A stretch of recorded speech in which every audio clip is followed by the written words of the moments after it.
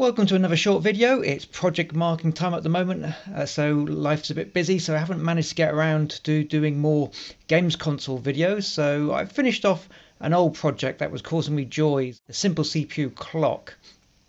So here we have our SimpleCPU Clock. It's based upon the same FPGA board as the games console, our Spartan 3 device, but this time it's mounted on your classic heat-bent acrylic stand. Obviously we need some way of setting the time, so we can either do that via the push buttons on the front. So pressing the left hand button will increment our time, and pressing the right button will decrement our time. This is okay, but to speed up the process, what we can also do is we can connect a serial port and enter the time via an ASCII text string. So on a PC, we can open a terminal and run the screen command, specifying our USB serial device connected to the FPGA board, and specify the bitrate at 9600. And then we enter the hours, minutes and seconds we want displayed on the screen. That's echoed back, and that will update the screen as you can see here.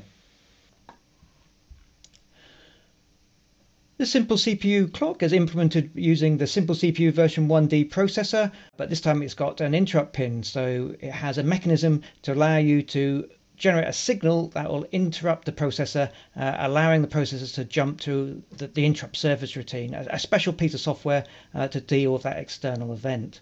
So in our system we now have a timer, and that timer will generate a periodic interrupt. It'll generate an interrupt every second, give or take a few microseconds, which will trigger our special block of code, and that code increments our system variables. It increments the variables that represent seconds, minutes and hours, which will then be displayed on our LCD display.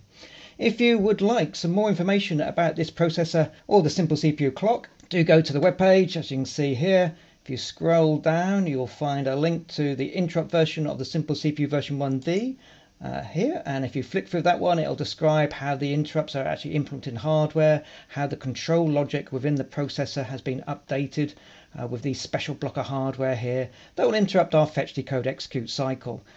So when that external signal occurs, a pulse will be generated on the interrupt pin that's detected by that control logic, setting the interrupt flag, and when the current instruction has finished executing, the hardware will checkpoint the state of the processor and then jump to the specified interrupt vector, the address that the user has chosen in memory for the interrupt service routine, and execute that piece of software. So this processor was used to implement the clock, and the specific details about the clock are available here. So if you go into this one here, the SimpleCPU Clock was an incremental development, so start off of a basic system that would display the time on our LCD display. So if you scroll through here, you can see here I discuss how I built the timer module, and I do confess, to save time, I implemented it in VHDL, as it was quicker to do that than to draw the schematic.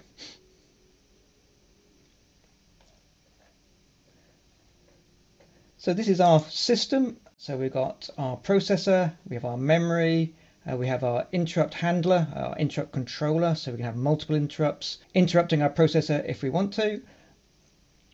So the things that can interrupt our processor can be the GPIO port, so when a switch changes that can generate an interrupt, or our UART, when a character has been received, that hardware can now generate an interrupt to trigger the right surface routine on our processor. But for the clock, the main one is our timer down the bottom here. So as I say, every second that will generate a pulse, triggering our processor to update our clock, to update our LCD display. So I did start this project a little while ago. I got the basics working quite quickly, but the switches were causing me joys. As when I pressed the switch, it would update the display correctly, but when I released that switch, allowing the program to go back to the main program, it crashed horribly. And it took me a while to figure out what I was doing wrong. And what it boiled down to is I just wasn't paying attention. So when you're using interrupts on the processor, obviously the return address from the interrupt needs to be stored on your call return stack, and I hadn't noticed that I'd reached the maximum calling depth for the SimpleCPU version 1D. That is because its call return stack's implemented directly in hardware. You've only got a finite depth, and I was exceeding that when an interrupt was triggered. So once I spotted that, it was an easy fix. So I moved some subroutines into macros to free up some space, and now when a switch is pressed, I disable interrupts such that now I don't get a stack overflow, and obviously that was the cause of all my pain. But debugging, if you don't know where to look, it's hard to spot what's going wrong. Eventually I'm going to get to implementing a version with a VGA display, and the intention is to make a big wall hanging clock, so you have a monitor with a digital display, I guess, or an analog display of what the time is, driven by our simple CPU. Okay, I think that's where I'll leave that one here. As I say, it's marking season at the moment, so it'll probably be a little while before I get back to the games console. But I thought I'd do this one in the evenings because it was annoying me. I couldn't quite figure out what was the issue. But yeah, Stack Overflows, a common joy for any computer scientist.